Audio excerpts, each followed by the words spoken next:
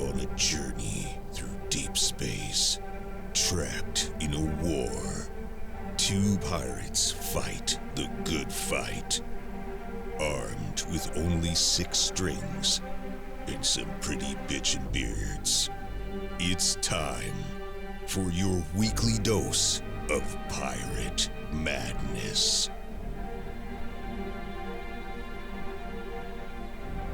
You're now listening to the Guitar Pirates Podcast.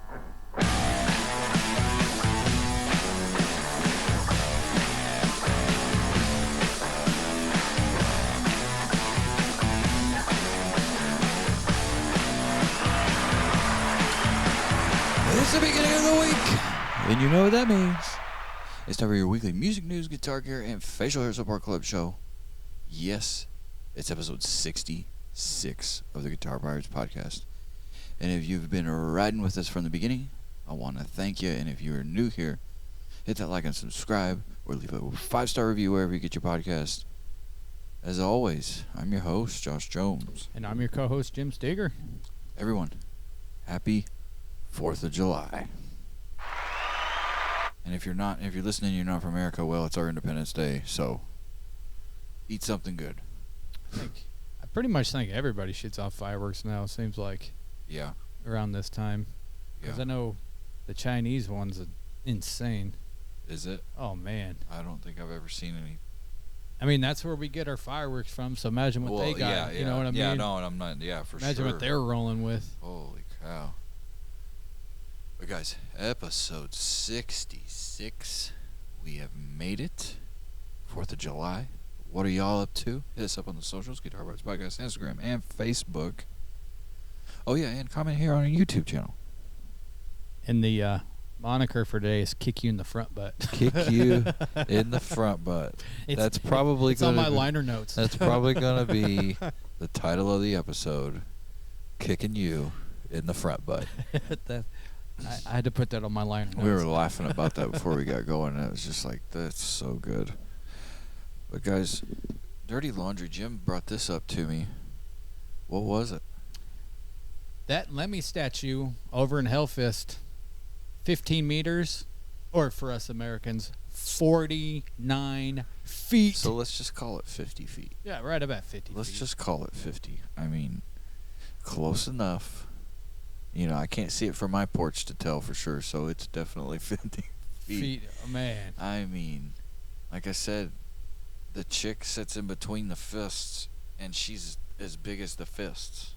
It's crazy. It's insane. So, they weren't lying. It's not tiny. That I mean, you want to talk about, people can say, well, Lemmy's a B-list, artist. It's like, you go find me another artist that has a 50-foot tall statue. Give me a break. Yeah, Lemmy's track record kind of, and behind the scenes work as a songwriter kind of gets overlooked. People don't understand that, because I got into an argument with somebody that said that Motorhead was B-leaguers, and I was like, dude, anybody that sells 15 million albums is not a B-leaguer. Motorhead's the reason why half these bands are around. Exactly. I was like, do some research. And see, I didn't even think about all the songs that he wrote too. Mm-hmm.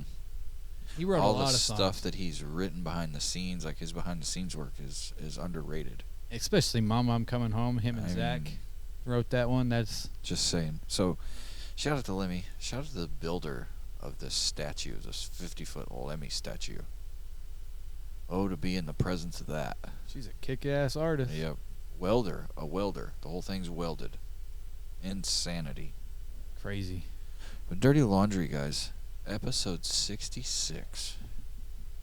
Guys, we got a wonderful episode cooked up. A little bit of things that we've been discussing that we might be changing up around here. Who knows? Anything you got else we need to discuss from last week? I think that's pretty much it. That pretty much is it. That was the big one that we were trying to get. Yep. Hey, my little band's end of the month Going Nowhere tour kicked off again last night. Stop number 2, the local brewery at Raps. I took the Junior out. The output is a little lower than my Tellys, but it still has good tone. Some tuning stability issues, as with Les Pauls, you know. All in all, still is solid. Well, plus, probably the wood in there and all that stuff's not helping with the humidity. Well, it was hot, dude. First set I was burning up, and then I finally got cooled down for the second set. But still a good show. Good turnout. Got paid, left. Nothing bad.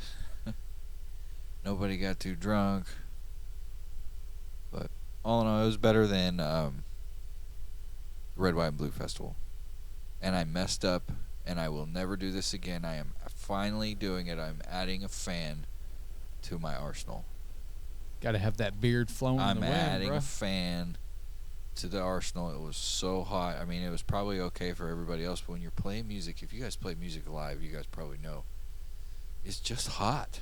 Well, It doesn't even matter. Like you don't just sit there. You actually do things. It gets hot. I start sweating my head, sweating my balls off, and I'm like, man, I could use that fan I had last week from that show. Right. So I'm adding it. Guys, if you're playing out live, just do it. Just get a fan. You'll thank me later. Do me a favor. Put tassels on the end of your fan so you got tassels blowing. I need to. So yes. the tassels are blowing. I look like Ultimate Warrior. Yeah. But that's it. And if honestly, what I'll probably do is right now I will throw in a clip from that show. Thank you. If you guys didn't catch our name, we're the Natural State Band. Check us out on Facebook.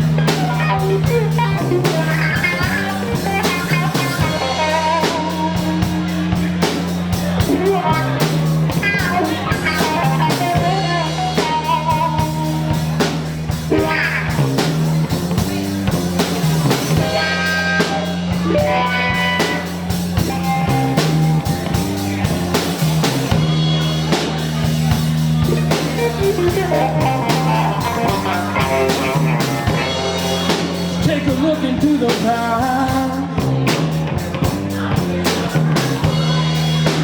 Tell me what you see. Can't you see the woman inside? It's the woman she used to be. She don't live here anymore.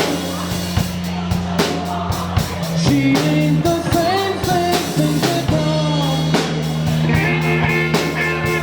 The world has changed forevermore. Left in the darkness on the floor.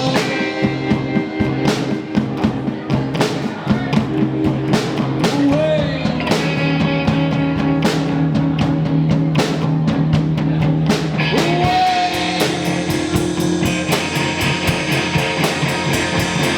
All alone.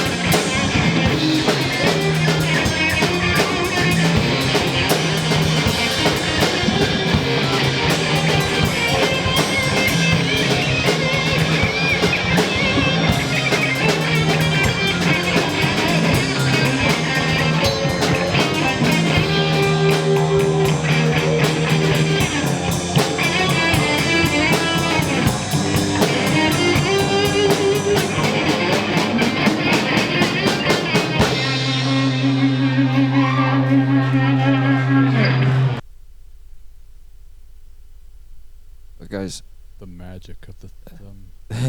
let's jump into some this day in music, and let's hope we can get us a little bit of action. Over or under on the action. If you're new here, we are searching for some arrests and interesting things that might have happened on this day in music. I'm feeling Led Zeppelin-ly. Ooh, Like something in the Led Zeppelin camp this week. I'm thinking Bob Seger gets busted with some weed. That'd be I mean, I think he might have got something before, but that'd be cool. I don't know. I'm literally going rogue. I'm going left field here. We know it's gonna be a Beatle or a Rolling Stone, but Yeah. we're throwing Yeah. somebody else out. So come on, something Led Zeppelin. All right, guys. Happy birthday, David Lynch. Happy birthday, Tommy Tedesco.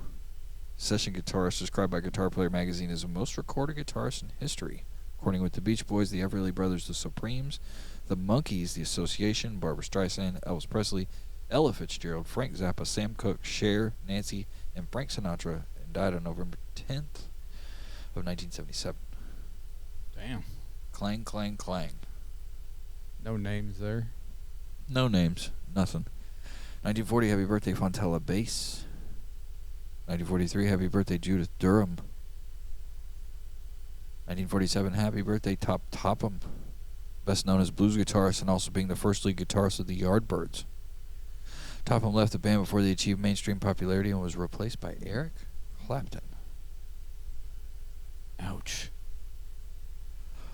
Paul Barrar, guitarist Little Feat, who scored 2 top 40 albums during the 70s. Best known songs is Dixie Chicken and Sailin' Shoes. Andy Fraser, bass player with John Mayall's Blues Breakers, joined Free when he was 16. Happy birthday.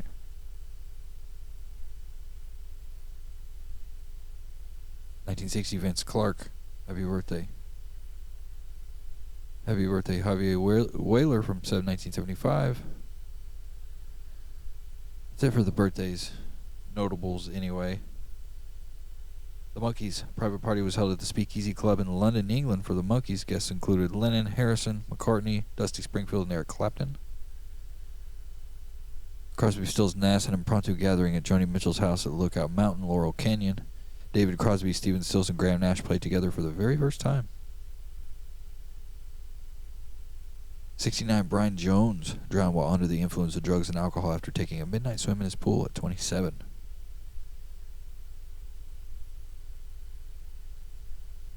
71, Jim Morrison, singer-songwriter, poet Jim Morrison of The Doors was found dead in a bathtub in Paris, France. Or was he? Or was he? No autopsy was done. 73, David Bowie. After 182 Ziggy Stardust concert performance, David Bowie announced he was about to retire from live performing, although it eventually transpires that the stage persona is being retired and not Bowie himself. Only guitarist Mick Ronson knew about the announcement. Lawrence Hammond. Here's one.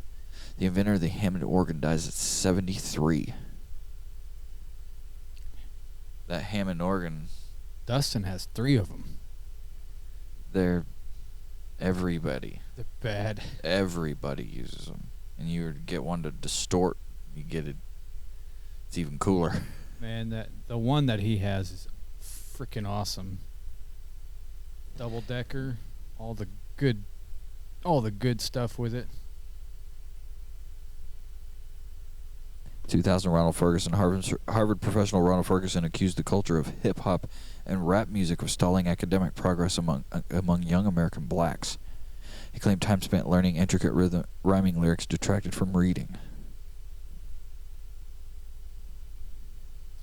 I think he's just trying to get kids to pay attention in school. Unless it's some lyrics and words involve reading too. Yeah. Unless it's those mumble rappers. Yeah. But I mean, if it's somebody that's cerebral, there's a lot of good cerebral rappers out there that actually say things that have meaning to it. Bobby Valentino, a session violinist, serenaded a high court judge during a copyright battle worth estimated £100,000. The case was over the rights to Bluebell's version of Young at Heart. Bobby Valentino won his case as joint owner of the song. David Crosby was fined $5,000 by a U.S. court after admitting attempted criminal possession of a weapon. Followed his arrest in New York March when a gun, knife, and marijuana were found in his luggage. Well, we got one. There's something. Pete Doherty escaped jail after a judge decided to first sentence him for drug offenses on condition he went to rehab. Doherty pleaded guilty to possessing crack cocaine and heroin in West London Magistrates Court. He was warned by Judge Devinder Lokhar that he would go into custody if failed to take up a place he was offered on a detox program. 2012, Kiss announced that they were going to retire. Kidding. Kiss announced that they were set to release a guitar-sized book containing unseen photographs from their 40-year career. A limited edition called Monster would have a $4,300 price tag and 3 feet tall, 2.5 feet wide, and was reported to be the largest music book ever published. We're going to have to fact-check some of this. Kiss Monster book.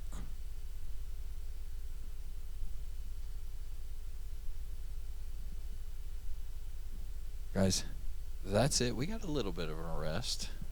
We need to fact check that retire. Yeah, they probably did announce a retirement in 2012. But so I mean, it was successful. Yeah. Wasn't the worst. It's Crosby. I mean, it was for drug possession, so yeah, and firearm. So, well, back then, even now today, but I mean, felony possession of a firearm is a big deal. Yeah. Like, and it's Crosby. He's an old man having El Pappy had a shotgun. It wasn't anything new for him because he'd been in some trouble before there, especially in the 70s. Yeah, easy. And the 80s. And the 90s. But hey, if you guys want to get into trouble, you guys can head over to Analog Pedals and get your guitar tone in some trouble. The 808 clone, the Klon clone, the XS Drive, the Cedar Flat Lightning pedal, Boone's Mojo Box, whatever you want, Analog Pedals has it. Head over to analogpedals.com and talk with Jeff Bolin and get your order started today. I know some OTP fuzzes are coming on soon. He's just had a new signature pedal drop called the Thunderbird with another artist. There's tons of good stuff coming out. analogpedals.com. Hit them up. Instagram, Facebook, YouTube, I believe. Any way you can get to him, or just by the website and get your orders started today. Seriously, Jeff Bolin, we love you, man. But guys, one of y'all's favorite segments, I know it, Jim's Metal Minute.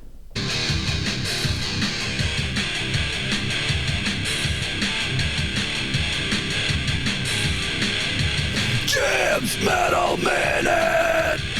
And welcome to Jim's Metal Minute. This one kind of brings joy to my heart, even though it's about 660 something miles away, but still. Hatebreed's Jamey Josta obtains rights to Milwaukee Metal Fest ICE 2023 return. Hatebreed, Anytime somebody can do that, Yeah. it's especially it's like a thumbs up, the double thumbs up. especially how long it's been gone for, which is crazy. So Hatebreed's lead vocalist Jamey Josta has secured the rights to Milwaukee Metal Fest, the storied Midwestern U.S. heavy metal festival that last ran as Milwaukee Metal Fest in 2007. 16-year hiatus. I'm sure it probably does. Does it give a price at how much he paid for something like this? I don't know. I It's know that he crazy. obtained the rights. That's what I'm trying to thankful. Or that's I what mean, I'm trying I'm sure it might say something down the way, but wow. Guys, if you've ever purchased a festival, hit us up and let us know how much it cost. Right. I know he has partners, so Oh, I'm sure there's probably some partnering firms and record labels, but still, he bought a festival. So, is there anything maybe about when it's going to start again, or? well, it does say 2023, so that's when they're eyeing it. So I'm sure Next year. I'm sure they got to get licensing and like venues, Get the venue and in everything place, situated. Yeah. But could you imagine the grand return that thing's gonna have, like lineup wise? But yeah. like most metal things, they're gonna be like, oh, Disturbed, not metal. I know it's gonna be Five Finger Death Punch, not you know. Or you don't know what's gonna happen. Well, I think if they do it, and they have the festivals and they do the dates right and put the right bands on the right day, you can have it kind of genrefied. Ooh, check out this 1991 one. Cannibal Corpse, Deicide, Napalm Death, Sepultura, Sick of It All. Ooh. That's in the heyday of all those bands. Yikes. And that's an old lineup from that show. Yeah, that was the one from Jeez. 91. And that was just, and there were several other extreme bands, And so I'm sure that was before that fest was even really like yeah. had its legs about it, Yeah, the Metal Fest had an annual run from 87 to 2004, so oh yeah. I think 2007. Yeah, it would have been a baby in 91. Yeah. So, I bet 2000 was crazy. oh dude, I guarantee it. But this Kick-Ass. So, shout out to Jamey Good on Josta, Jamey man. Josta for doing this. Because it's not only like for the music, but I mean just for a long-running festival as it is, it's got its own life. See, this It's a big thing for some people, I bet. this is cool right here. Auspiciously, after a 16-year break, the prominent metalcore musician is planning on bringing the Metal Fest back to Wisconsin's most popular city in 2023, and he's doing it partially as a tribute to a friend in the metal community that recently died. So, Kick-Ass. Yes. Shout out to you, Jamey, baby. Yeah. Very, very cool. So, if you're in the Milwaukee area, I'm very jealous. Because, Going to be a hell of a show next year. I mean, I know it's going to be, being as Jamey Josta, I mean, he's got ties to just about any metalcore band. So you're going to have metalcore bands like Killswitch Engage. You're going to have a swath of bands. Yeah, it's going to be, It's not just going to be one little main line of band. It's going to No. be a SWAT. and, so we'll see what, I can't wait to see what's going to happen. Yeah, very, very good. Because Jim's Metal Minute bringing the metal goods on this 4th of July weekend, episode 66 of the Guitar Rights Podcast. Weekly music news, guitar gear, and facial hair support club show coming at you every week. Like, subscribe, leave us a 5-star review, whatever you guys normally do. Thank y'all so much for tuning in and staying tuned in. Here's the biggest part of the show. We'll jump in a little bit in news.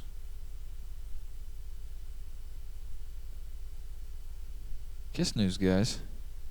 Kiss World Museum opens in Las Vegas. Is this something that we need to see? Oh, of course.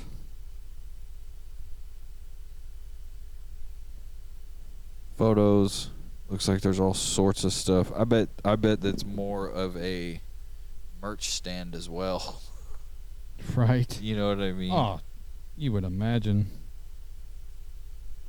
There's definite, like, everything from Guitar Hero stuff to actual stage use guitars, all the toys, all the everything.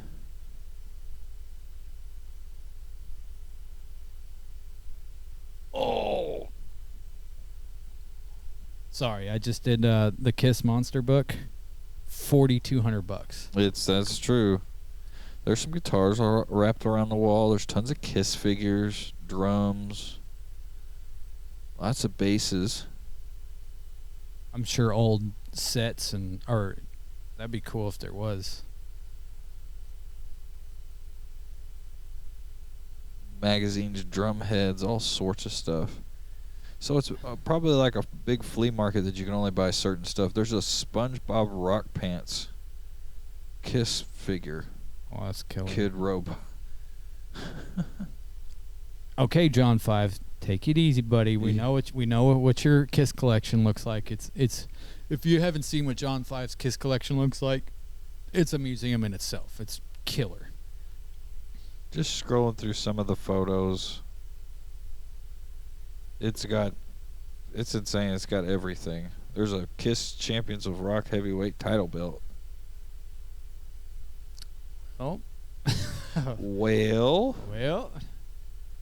Let's see if get any words here.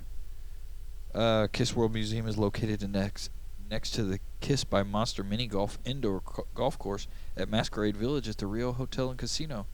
Exhibition totals 15,000 square feet, and the museum will continually rotate its on-display memorabilia. You can play golf, you can have your photo taken, and take photos of yourself on stage with Kiss, and then go visit my private collection, co-band leader Gene Simmons said in December.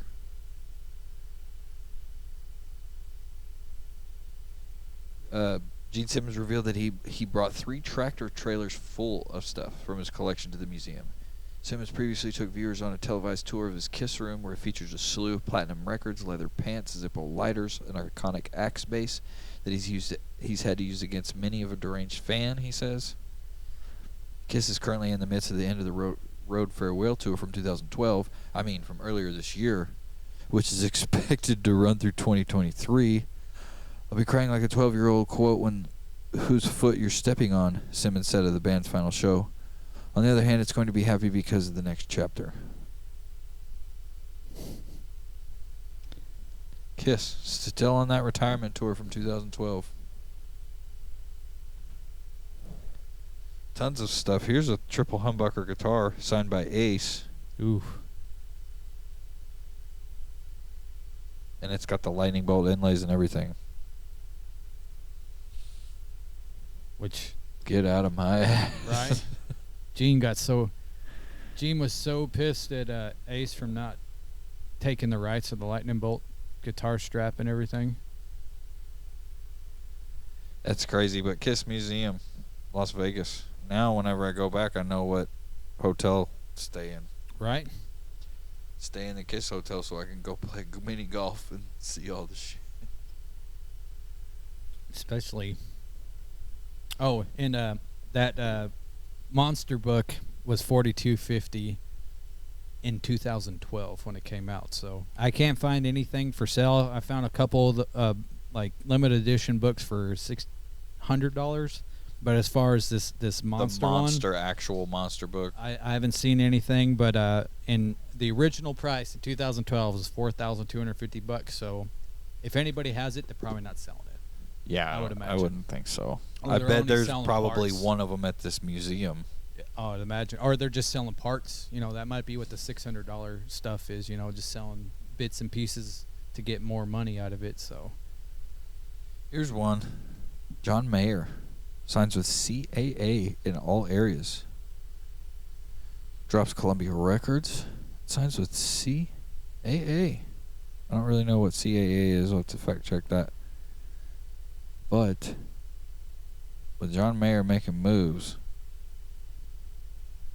you know something's coming. Oh, of course. Especially if you're leaving a big time label like that.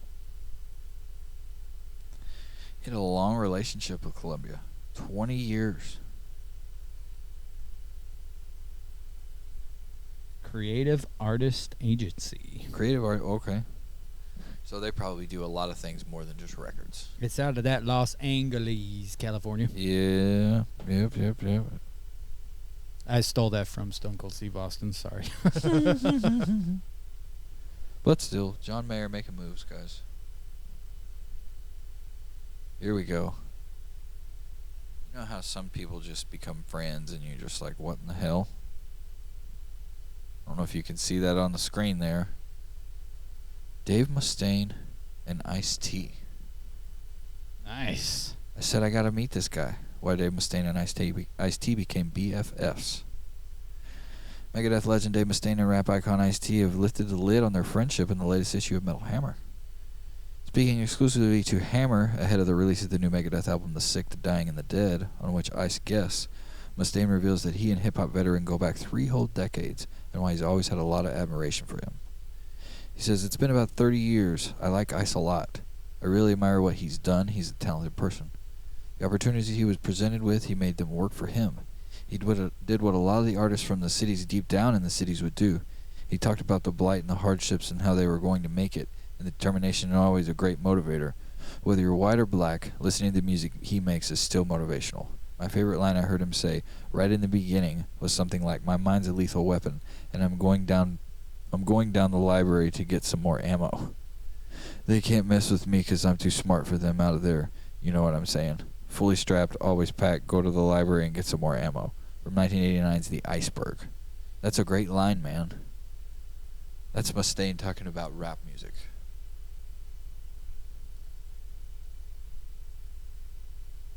IceT, meanwhile, who fronts rap metal band Body Count, first became aware of Mustaine thanks to Megadeth man name-dropping some of his work. Quote, "I was aware of Megadeth and my attention was brought to Dave Mustaine because there was some magazine that asked his favorite 5 albums of the year, and he said OG's 91 Original Gangster," Ice explains. "That was odd coming from the leader of a heavy metal act. So from that moment I said, I gotta meet this guy. And they created a meeting between me and him, and I met him at a record label someplace in Hollywood." I got to see Body Count. What? Says when asked how his political views stack up against Mustaine, given both men have always remained outspoken in the media over the years, Ice notes, "I'm not familiar with Dave's views, but politics is just politics, and I call them politricks. They'll have you twisted, they'll have you fighting your best friend. I know for one fact Dave Mustaine is not a racist. I know that. I know if I was with Dave Mustaine and a fight broke out, me and him would fight our way out of that." Hard quotes coming from both sides. Unlikely friendship, but that would be a cool collaboration. Obviously, with him being on this new Megadeth record will be interesting. Oh, yeah. Take it back to the late 80s, early 90s. I'm telling you, that new single is a freaking banger, man. I think Dave got another new lease on life again and is just putting it out, putting in the work. That guitar work on that one is It's a really dark song too. People can hate on him, but man, he's probably one of the hardest working single dudes Oh yeah. in metal. Dealing with the band fallouts and different things he's got to deal with, and all these lineups and the crazy crap. Like, All I know is that Metallica, you better look down deep because Dave Mustaine is. I don't want him to see him body you again because you need to really. You need to do another Hardwire to Self-Destruct because, dude, The Moth and the Flames was a good one. It was a good album, but Hardwired to Self-Destruct was your last like bang. I mean, it was a banger all the way through, but I want to see them. You know what I noticed with Metallica? I don't know if you've noticed any of their new stuff doesn't have that same distortion sound. It's like they went light on distortion. You know what I mean? Yeah. And Dave's like, nope. These go to 11. These go to 11. Exactly. Guys, if your amps go to 11, hit us up on the socials. Guitar Price Podcast, Instagram, and Facebook. Here's one I thought that was interesting. Jeff Skunk Baxter gave Jimi Hendrix his first Fender Strat. Steely Dan and Doobie Brothers guitar icon said that he was the mysterious source of young Jimmy James' first Strat and was docked 2 weeks' pay for the exchange. Jimi Hendrix Stratocasters, where they came from and where they went following the legendary electric guitar player's death, have long been the stuff of legend. His first Strat in particular has up to this point had a mysterious origin story, with even lengthy investigations into provenance unable to come up with any conclusive evidence as to where it came from. Now, though, we may have just finally received our answer to the mystery from Jeff Skunk Baxter. In a newly published interview with guitar player the Steely Dan and Doobie Brothers guitarist, said that he gave Hendrix, who was going to by the name Jimmy James, that crucial first Strat while employed at Jimmy's music shop in New York City. This was at Jimmy's music shop. Baxter explained a gentleman came in with a beat-up Fender's Duosonic. He wanted to upgrade the instrument or get a nicer guitar. I had already customized a Fender Strat for a left-handed player who wanted to play righty. I had made some changes to the vibrato arm and a few other small things. But the guy never showed up, so I just traded Jimmy James the Strat for the Duosonic. I got in trouble with Frank, quote, one of my bosses. Baxter continued, he said, "What the hell was that?" I said, "Well, he seemed like a nice guy, and for that I was docked 2 weeks' pay." One day after that, Jimmy James came back to the store and invited me to come down to the club to see him play. Baxter went on to describe the relationship with Hendrix on how one fateful evening he ended up on stage with him. One night his bass player was late, so I got a chance to play a couple tunes with him, Baxter said. We became friends, not deep, deep friends, but friends enough. The Doobie Brothers gave Jimmy his first Strat. It's crazy. While it be a he say, she say kind of thing, could be, I mean, you don't just make that up, No. right? Wonder where that Duosonic is. No shit. Because that's just as important as that Strat is. Exactly. That's crazy. Just to hear some of this lineage of where things start, especially that kind of stuff. Which especially with the first time people are hearing Jimi Hendrix, like literally just today I was seeing Paul McCartney talking about Jimmy, and him, Roger Waters, and Eric Clapton went to see him for the first time in London, and they were like, "Who's this bloke?" Yeah. And he shows up, cranks up 2 Marshalls, and then they were just like, "Oh, oh wow, all right." It's a different thing than what they were doing. Yeah. You know, it did lean a little bit towards the Cream stuff, but Cream was very refined and it did its psychedelic thing, but it was very musicianship heavy, and Jimmy was just nuts. Balls to the wall. It was just nuts. It was like punk rock before punk rock was, Right. You know what I mean? Just to how different it was. And it's like, and the crazy thing is that he didn't even want to play that music. Yeah. You know what I mean? He was forced by his record label, because if he had stayed alive, there would be no. It would have been like more like a Zappa. And people were booing him when he didn't play Stratocasters, Yeah. which is crazy. I mean, he was pretty much pigeonholed in. It's insane. But I mean, I'm sure he would have. I mean, if anything, he would have went on a hiatus and reinvented himself, and he would have been fine. But he would have been more like a Zappa, you know. Well, he pulling out needed that experiment time. I bet we would have had a moment of experimentation, but I bet he would have come back around. But it's like, Once a blues man, always a blues man. Yeah. You know what I mean? Imagine- it's in your blood. imagine what's unearthed still. Because That Valleys of Neptune, people laugh at that, but that's anything new we get from that vault. Why do people want to poo-poo on that? right, Like, it's called the experience for. Okay. Jimi Hendrix and the Experience, or as it should be called, the Experiments. Exactly. But it's like, but I get it. You take away, like, especially like Hey Joe. It's one of the, dude, that's one of the best songs of all time. I love that song so much. Little Wing. Little Wing. I mean, that song is.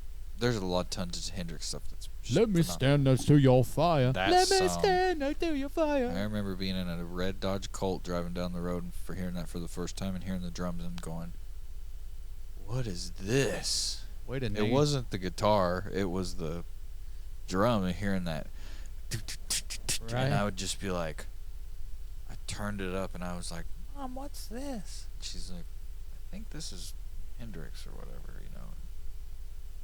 Yeah. Also, way to name drop a Dodge Colt.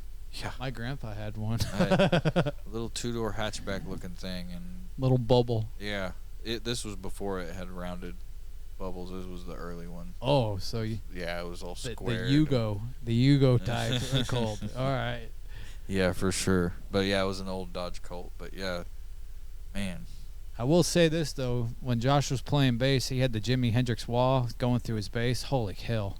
Yeah. It was so much fun. Yeah. It sounds so good on the Bass bass. effects are underrated. I keep telling my bass player now, because we're a three-piece, I'm like, dude, you have to get an overdrive pedal. Like, just get one that operates by 9-volt, whatever. Just, you need an overdrive pedal. Yeah. Because it fills the room whenever we do the solo. But here's one. Kind of dirty laundry. David Lee Roth is holding up Van Halen tribute project, says radio personality Eddie Trunk. That's all I gotta say about that. Don't hold up this tribute project. If the Foo Fighters can do one this fast for Taylor Hawkins and it be a big deal, Yeah. could you imagine what Eddie's would have been? Or Exactly. could be? Or should be. Needs to be? Because that's what, he died in 2015? Something like that. But, I mean, this should have been done years ago. And I get it if Wolfie and didn't want to do it and it's his dad, like, I get it. He should be the one that has to say. Oh, of course. But to do, you know, Van Halen does have more than just one person involved. You know, they were a four-piece band. A lot of parts. There's a lot of parts there. But this tribute thing should have happened. And if you can't get Dave, just get Haig, man. The hell. Get them both. Get some other singers up there. Just all-star tribute, Grateful Dead band that thing. Yeah. You know. Put your egos to the side. Yeah. The band's not even doing anything anymore. No. Put it to the side. No more ego. That the Hagar. It's we've over. We already went through there. Like, granted, the David Lee Roth EVH is the more like rock and roll, and then you know there's some bangers with Hagar, but it was more like that's where the keyboard came out a lot more, and there's nothing Van wrong Halen with got it. serious. Got serious, and yeah, They were very touching and hitting on things, and then early stuff. it's raw. Yeah, it's just too raw. good. Yeah. It's way. I mean, not taking any away from the Red Rocker. We love the Red Rocker on this show, but that early EVH, damn. Here's one. Slash explains why Guns N' Roses play 3.5-hour live shows. New interview with Japanese music critic, radio personality Masa Ito, TVK's Rock City. Guns N' Roses Slash spoke out what it has been like for him and his bandmates to return to the road after being sidelined for the pandemic. Quote, "It's going great. The European tour has been really pretty fantastic, considering the first time we've been touring internationally since 2019. There's definitely a sense of pent-up expectations after not having had any real concerts of any kind of real live activity for so many years after the lockdown and all that," he explained. So there's definitely some pent-up energy being expelled. Regarding Guns' current live performances, Slash says, "We did a 3.5-hour show. We have been out on this tour. We've been playing 3 hours plus. Last night was 3.5. We played 30 songs. It's good. It's fun," he continued. "We play that long because we enjoy playing. It's not because we have a mandate to play for 3 hours. It's just because we get going and we just can't stop." when you get something like that rolling, don't stop it. Even You though, know. what was it last? Where were they at last week? Whenever they disappointed, was it somewhere in Switzerland or something? Are you thinking of Kiss? No, it was Guns N' Roses. There Oh. was a few we talked about last week where they were disappointed with their set and the vocal. I'm not sure. I would have. No, to we didn't talk about it. It was I did see it. It was on Facebook. I did see it on Blabbermouth. Well, wherever they were in Europe, they weren't happy with old Fronty. Wow. Very, very. Which he didn't sound bad to me. I mean, People are 50-year-old man. savage these days. 50-year-old man can't hit the same high notes that a Oh, 20-year-old man can. Yeah, for sure. Here's one. Coppersound Strategy V2 is the channel's preamp and overdrive pedal with a monster 30 dBs of boost and audiophile build. You guys have probably seen these. You seen those kind of pedals? No. Obviously, it has a very Strat connotation, right? Yeah. Massachusetts pedal builder Coppersound and Jack White favorite has lifted the lid on the Strategy V2. Latest version of the Strat inspired preamp, boost, and overdrive. Two-channel preamp design is based around what the firm labels as audiophile grade Burr Brown op amp. Circuit is capable of delivering a sizable volume boost of an amp punishing 30 dBs compared to the 20 dBs found on most boosts, and the V2 also adds new overdrive mode. The latter is activated via a mini toggle on the back of the panel of the unit, while further tone shaping options come via the Strat style volume and tone knobs. What's that thing called? Strategy V2, made by Coppersound.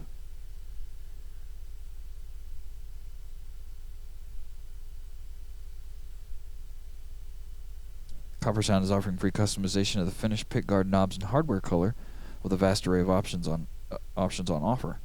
It will even match your guitar's finish for no additional charge. Oh, wow. Here's one. Gold hardware, tortoiseshell. Wow. It's available for $279. To order yours, you find out more, head over to Coppersound Pedals. What? Some options here for a $279, and you can get it to match your... I wonder if you could get it to match like a Dimebag guitar and have lightning bolts on it. Dude, that'd be killer. Or just to match the Dean, the new Dave Mustaine Dean with that rust in peace green or slime green. You mean Gibson? Yeah. Sorry. The Gibson. That green color. Or a sparkle color. That would match my Dano. Especially, give us a purple. Purple, yeah. We want purple. Purple, sparkly purple with gold sparkles. Yeah. Anything like that. So, I thought that was kind of cool. That is pretty cool. 30 dBs of boost. What would you do with 30 dBs of boost? Send your ass to the moon is what you do. I mean, if your Strat sounds a little thin, that's one way to cut through there, buddy. That's right. And that's, man, like we said, I love everything about a Strat but the bridge pickup. I guess I need a HSS Strat. Yeah. Or a hot rail. Stacked hum. Something. Stacked hum will do it wonders. But I never could. The only one I could ever get into Strat-wise was one of those Squire Surf Strats that had the Dan Electro pickups in it. I had a green one. And the bridge pickup was fantastic. One of these other ones, I had an American Pro or American Ultra, and the bridge pickup was just weak. And It was like there was nothing to it. I had the American Pro too, and it sounded good. Just frets. I'm not spending $1,600 on shitty frets. Sorry, not for me. It's crazy. The way Strats are, and to all you Strat players who love them, kudos to you guys. Yeah, I just can't do with the bridge. but it's like yours was what, close to. Well, you got yours used, but Yeah, if it was it was brand new, it was going to be $2,000, $2,000. something like that. So yeah. you'd have to put another $200 in pickups. Yeah. Upgrade the pots if you Yeah, wanted 'cause to. it had all that push knob stuff and everything that was the way it was wired and stuff. So yeah. But you had trouble with the middle. Yeah, the middle they came when it arrived on arrival. The middle was DOA. Middle pickup was. That was another reason why I left. that Pro 2, that Mercury was pretty, which makes me still kind of want that Meteora in that. I seen some in stock and they were just a little heavy, but that's fine. They're still cool. I wish they would do the silver one with the rosewood board. Yeah. Guys, this is something we're going to end up doing here down the line. But I wanted to hear what I wanted to read what Guitar.com had to say about this. As you probably see it on the screen. Plethora X3. Yes, it's that good. Let's get this straight off. X3 is not a complete comprehensive multi-effects unit along the lines of the GX100 or the Neural Quad Cortex. It covers time-based effects and has the idea replaces some of your existing board, not the whole thing. This is the hardware dealing with a smart-looking white box about the size of 3 standard pedals. Each of these 3 modules has its own bypass foot switch and color display.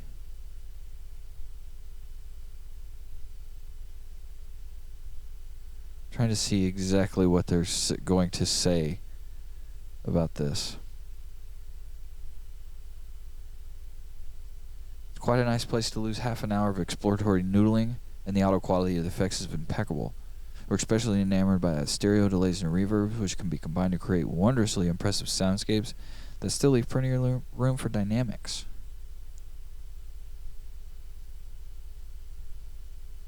Two more useful features worth mentioning: the ability to scroll up and down through boards.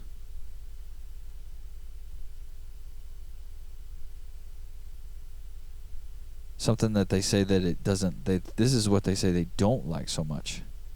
Lacks the effects loop.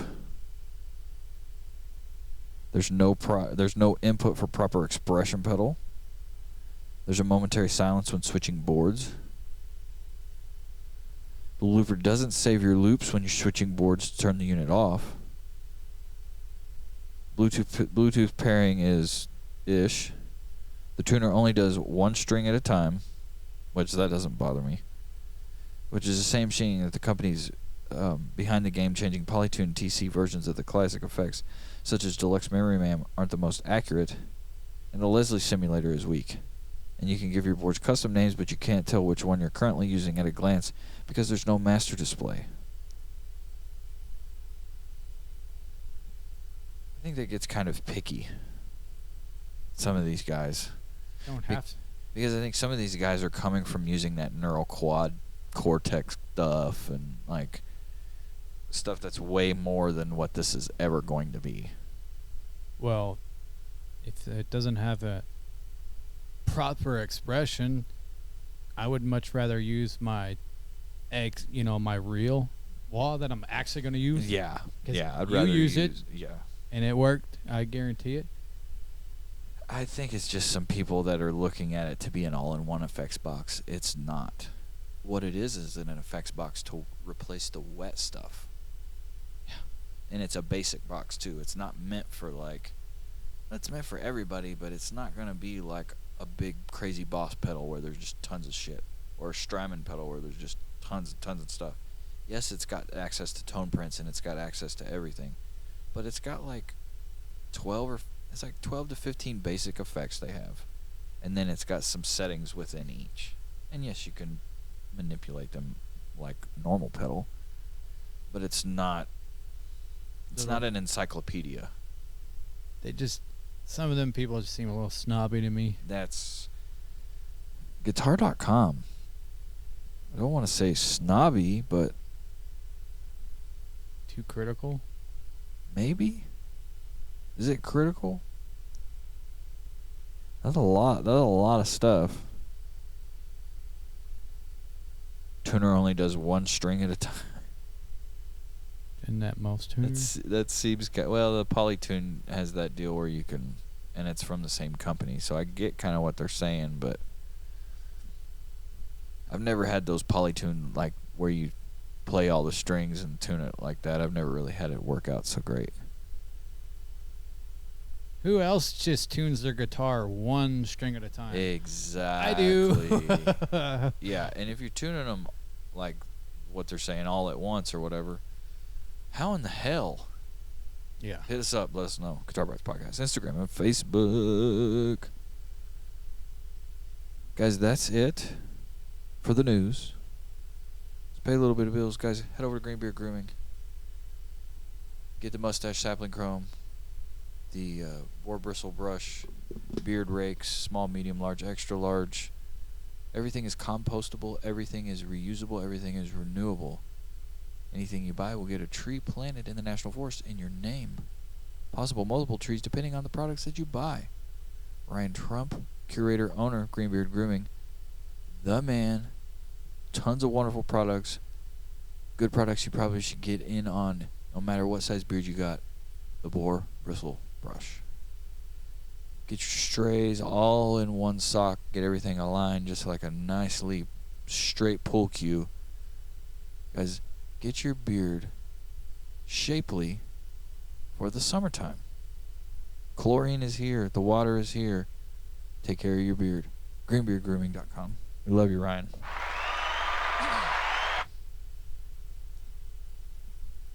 I've got one piece of gas, and I thought this was very, very interesting. Did you hear about the Gibson Les Paul Senior model? No. There is what is out there now is called Les Paul Senior model. Not a junior. Yes, I said it right. Senior. The ultimate grandpa's guitars. The ultimate grandpa's. Alright, let's take it out. Introducing the Gibson Custom Shop Music Zoo exclusive 54 Les Paul Senior.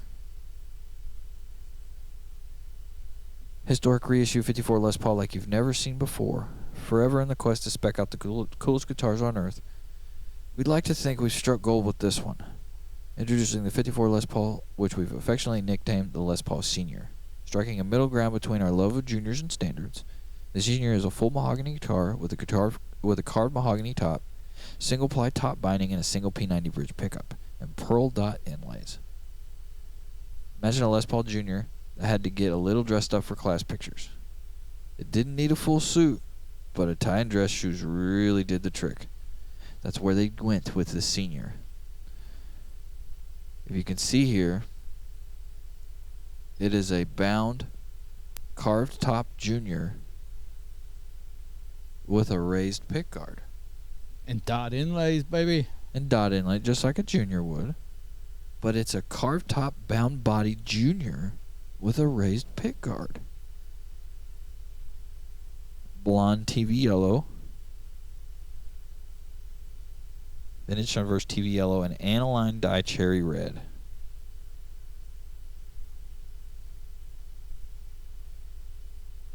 Pretty crazy. Being a custom shop. Let's What's that? let's just see what we can find here.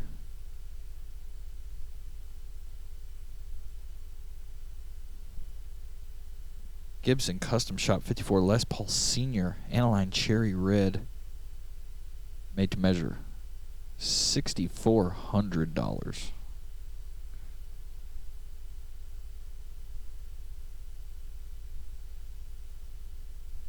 Whew.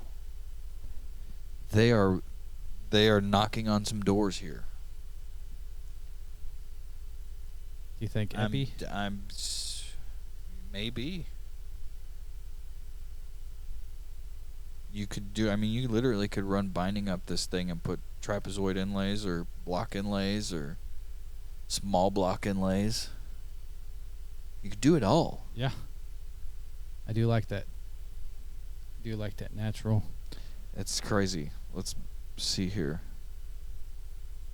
Here we go. The TV yellow is only $6,200.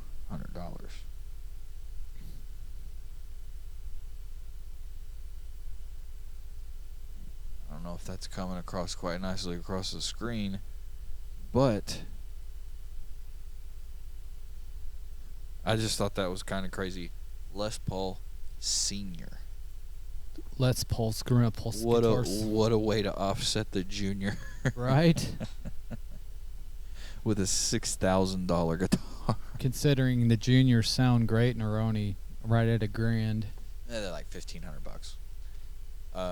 You can get the tribute P90 ones for like $1,000, but there's like a regular single pickup Junior. Mine was $14.99, and then the day after mine showed up, it went up $100. So there you go, guys. Les Paul Senior. Do you guys like these things? What do you guys think? Music Zoo exclusive. Granted, I can't pay for it, but very interesting idea. Oh, yeah. Is that the same color you got? Yeah, this is the same color I got.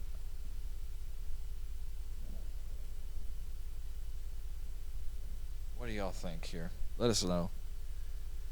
Instagram, Facebook, 5-star review. It looks pretty cool in that case. Imagine if they put binding up the neck. Right? So basically, It's a real. It's what Jared James Nichols' guitar is, pretty much. But his was a custom. This is basically doing that same thing, but not doing the inlays or the binding on the neck. They're getting really close to doing that. It will happen. Gear acquisition syndrome, guys. What are you guys buying? What are you guys into? What do you guys want to play? Hit us up on the socials. Let us know. But guys, Mean Beard of the Week. I want to give a special shout out to somebody who just had his 60th birthday. My father, Mr. Tim Jones. Timmy! Mean Beard of the Week. Guys, head over to meanbeard.com. Use promo code GPP15. At checkout, save yourself some dollars. Guys, the oils, the whips, the balms, if you're training a mustache, it is the best products for your beard on the market. Backed by champions, proven by science, big, small, one and all, meanbeard.com. GPP15 at checkout. Joe Loving, Mean Beard, we can't thank you guys enough for the support. It's like hell. I've known Timmy for 20 years. He's had a beard every year I've seen him. I've known him for 30, almost 36, and I've never seen him go anything smaller than like the goatee. Yeah. The mustache. I've seen him have no sides before, and the little goatee, like mustache goatee thing. But yeah, he's always had a beard my whole life. Even the old pictures they show. Yeah. Had a Yeah, some of it was pencil thin way back in the day, but it's, you know, he's got a beard. Still rocking that beard, though. He's still rocking it. But yeah, Mean Beard of the Week. My father, 60-year-old Mr. Tim Jones. Main event this week, guys. Main event time. I had a little, I don't know, what would you call it? Epiphany, premonition, I don't know what you want to, mind-blowing, whatever. Going to these gigs, I kind of realized that, especially at the 4th of July one, when I walked up and there was guys who had left their PRS amp and pedal board out in the hot heat all day. I wouldn't have done that. No. Especially a PRI. That shit's expensive. I started looking at how much guitars I had. I take 2 guitars with me. And I started realizing how expensive they are. And then I started realizing I had that and my camera and everything else. With no security. And I had no security, I had nobody helping, and nothing. So it brought me to the realization that I think I'm going to get a cheaper guitar. I'm not going to trade what I have away. No. I'm just going to find a solid, cheaper guitar that I can take as a backup. So I'm not lugging around so much money. That's You not know, insured. It's okay to do it at bigger shows, you know, when you want to show off and you know you're going to play a little while. But midsummer day out there with all this gear that's $5,000 plus, if not more. Ugh, made me shudder. So that's where we're here. Main event time, episode 66. We are picking 3 guitars a piece, which equals 6. That is under $600, and there's the other 6 for episode 66. You can go to Sweetwater, you can go to Sounds, you can go to Reverb, wherever you want to go. We're doing this guitars under $600 battle. 3 on 3, just like a fun basketball game. Jim, what do you got first? Esp Ltd Viper 256 QM.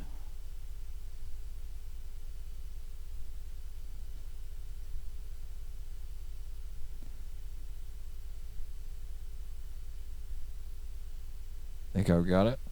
It's the $5.99. $5.99. There she is, right there. Easy peasy. Nice top on it. Beautiful. 24 frets. That offset. The offset SG that they do really gets me. Very nice. And then it just. There's the old butt. They're real comfortable. Set neck. They sound really good. And that's ESP, so they play really well. $5.99. $5.99 out the door. That'd be a good solid guitar to play at a show. Oh, yeah. And then you wouldn't have to do much. Just change the bridge pickup, save you a little cash, add another $100, or even buy them used if you wanted to. But the pickups that come with them are still good. They're good, but you're gonna change them. Oh, of course. Eventually on something like this. That's what you do, especially when you come from a little more expensive stuff. But that top on there, so nice. Very nice. Very, very nice. It's not as nice as my Dean.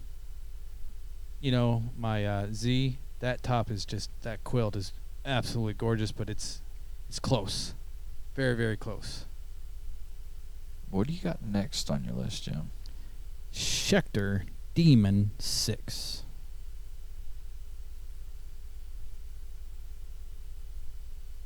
A little bit cheaper, but it's one that's been in my cart for about a year. I just never bought it yet. And it'll be $4.99.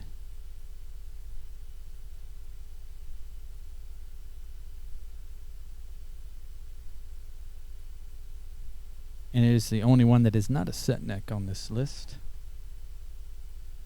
See if I can pull it up here.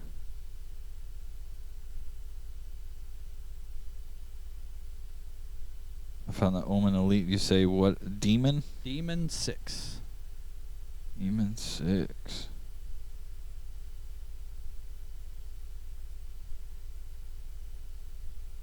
It'll have like a yellowish binding on it. It's flat black.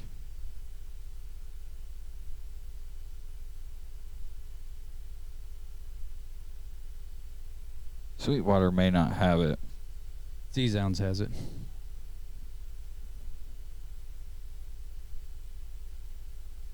Sounds has it. Let's do it.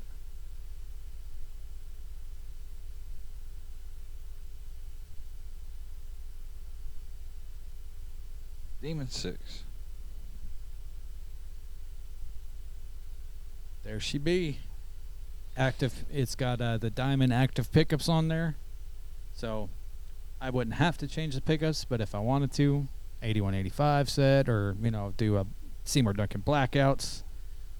24 frets. I love that. Nice inlays. It was very, very, very. The binding on there. Yeah. If you go through those pictures, the binding on there is nice. I do like the back of it. Just a classic satin black. Yeah. Looks like a good solid guitar. It's a bolt-on. But I do love it. Nice matte black. And I love the sunken in, like the knobs, how they kind of sunk in on the body like that. Just classy. $4.99. But last to not least, to round out your list, Dean 79V. ooh, is this a Zounds one too? It is a Zounds one because Sweetwater does not carry Dean. Only company that doesn't carry Dean. I wonder what the deal with that is, but Uh-oh. And this one is just a classic black. And then it's $569.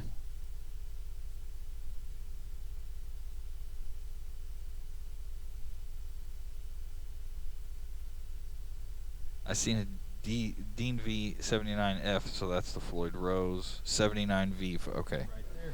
got it. That'd be she. It.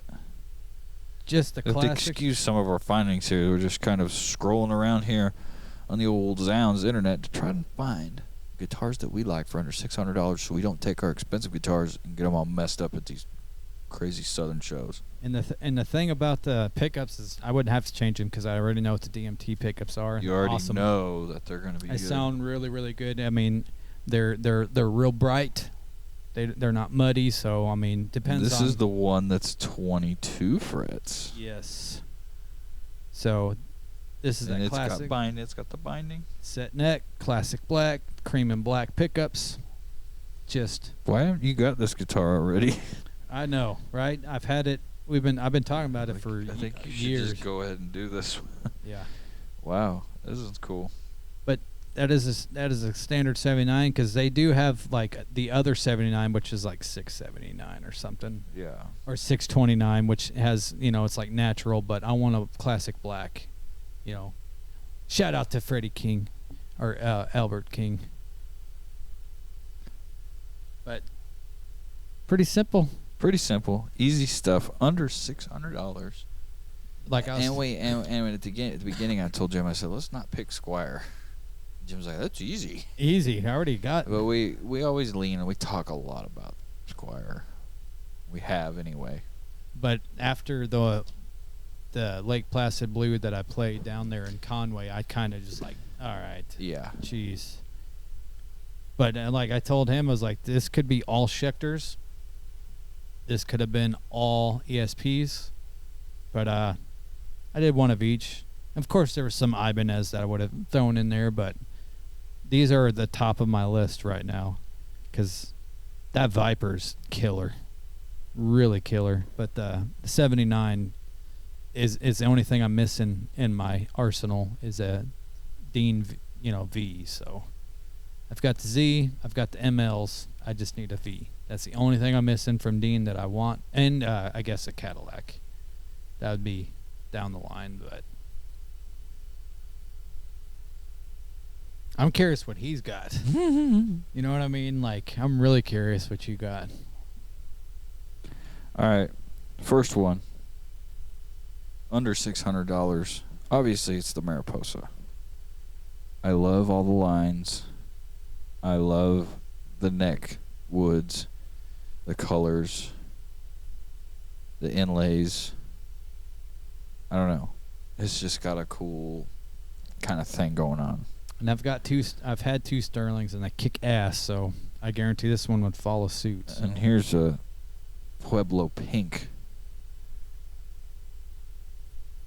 Would you go that green one or this one? Probably the green one.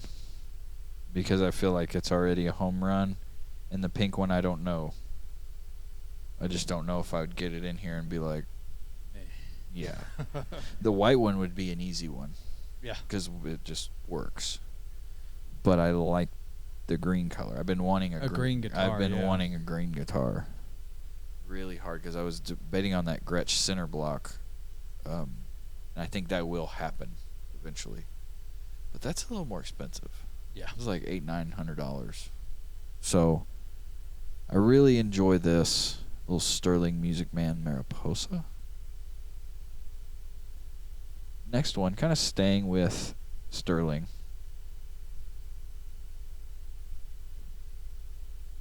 The Stingray SR50. Kind of a fatter offset body. Kind of like a. Has that weird, like, metal control plate. It's almost like a. Roasted maple neck. See how round it is, too? Like a Strat. I don't know. It's just got a weird vibe to it. Fire Mist Silver. Buttermilk. Whoa. I don't know. The Fire Mist Silver was a little bit better. I've seen Fluff play these guitars. They got to be killer. Probably the Ernie Ball version. But I've seen him play this style. I don't know. Those Sterlings are kick-ass still. The Mariposa obviously is the one that wins the day, but I would be interested to try one of these. I like the pickup selector placement. I like the volume and tone. And janky guitars, we just love offsets, man. Embrace the jank. Yes. Just embrace it, guys. Something different. Embrace the jank. You can get the same style guitar. It's like, well, that's why I did have a janky, offset guitar on here, so. You going Epi? Last one. The Epi Casinos in these worn finishes. Worn blue denim. This is the one that I almost pulled the trigger on a few times. Worn olive drab. That color? Yep. Yeah, I don't blame you. I mean, oof. If they did the Casino Coupes in that color, I would have already had it. I just can't get over sometimes how big those body guitars are.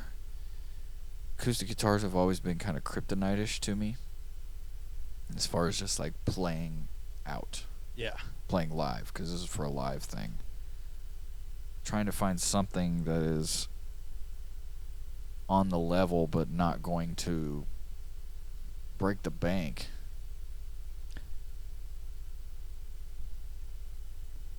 I'm kind of in out of all three of these, I'm into the Mariposa the most. Then I would probably do the Epi, and then I'd do the Stingray. Yeah, because especially that Mariposa, you've had it in your cart just as much as I've had that Schechter Demon 6 in my cart. It's been thoughts here, because, we do enough business with them. We have the 12 months, no checks, Yeah. all that. We way past the. We way past that. So it's easy to pick up something cheaper. And with, the way these shows have been going, nothing's bad's happened. And kudos to guys who take out all those expensive guitars. But after a while, I'm just like, I don't know. What if? Yeah. I don't want to have to worry about one thing and then something else happen. Or pull out, an insurance policy on them. But as you and I both know, you can get the same guitar, but it's not going to play the same as the one that you lost. It's not going to get. It's never that way. Nope. Never is that way. These things are living and breathing. You literally have to maintain them. They live and breathe until they get thrown away or parted out. Because that is our 6 guitars for under $600. If you see what I did there for episode 66.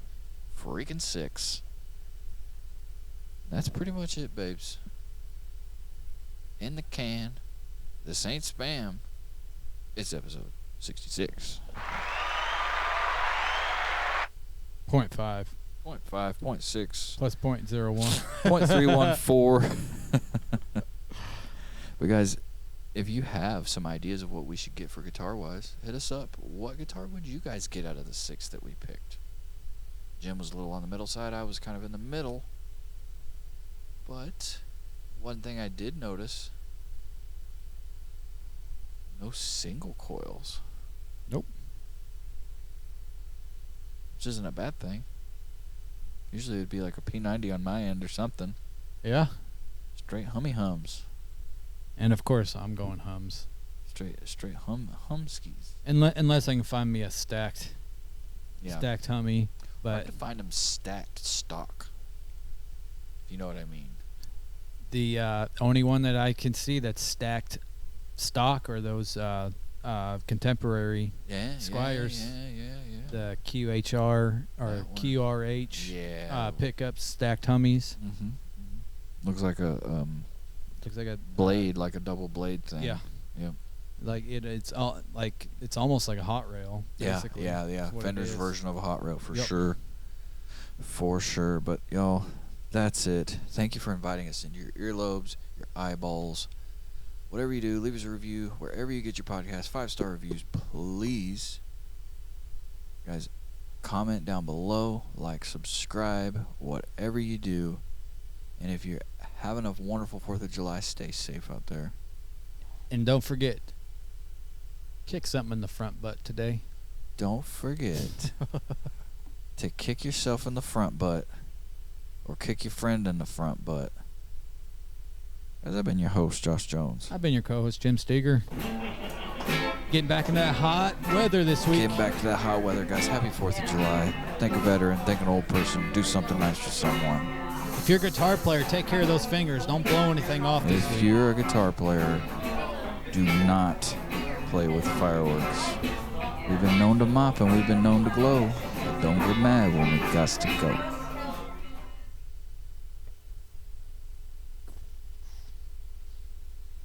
Kick him in the front butt. Strategy V2 Coppersound.